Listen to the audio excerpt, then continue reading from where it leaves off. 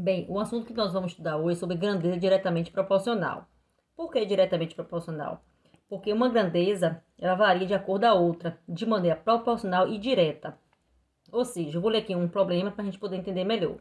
Comprei 2 latas de castanha que custaram R$ 24. Quanto custará se eu comprar 5 latas? Então, eu estou falando de latas de castanha, né? E o valor que eu vou pagar por elas. Então, 2 latas eu paguei 24. 5 latas eu vou pagar quanto? Então, se eu aumentei a quantidade de latas aqui, ó, de 2 para 5, eu também vou aumentar a quantidade do valor que eu vou pagar. Então, se eu aumento de um lado e eu aumento do outro, então elas são diretamente proporcional. Então, para ser uma grandeza diretamente proporcional, então uma grandeza vai variar, a outra também vai variar, tanto para mais como para menos.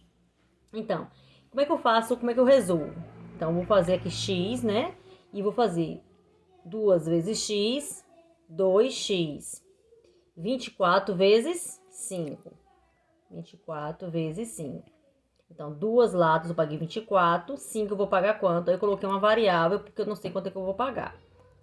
Faço o x e multiplico primeiro com a variável e depois o outro lado. Então, 2 vezes x, 2x é igual a 24 vezes 5. 2x é igual 24 vezes 5. Aí eu venho aqui e faço a continha à parte, né? Dá 20, vai 2. 5 vezes 2, 10 e 2, 12. Então, dá R$ 120. X é igual a 120 dividido por quanto?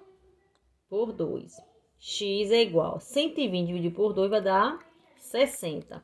Então, se R$ 2 eu paguei 24, 5 eu vou pagar quanto? R$ 60. Então, o valor da minha variável, do valor que eu vou pagar, é R$ 60.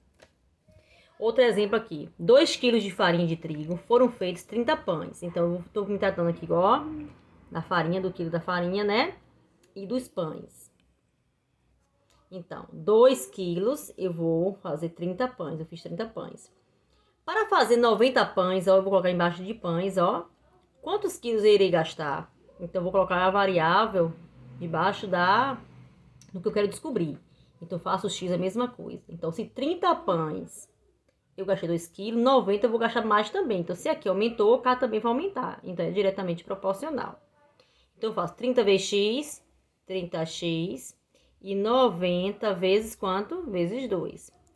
30x é igual. 90 vezes 2 vai dar 180.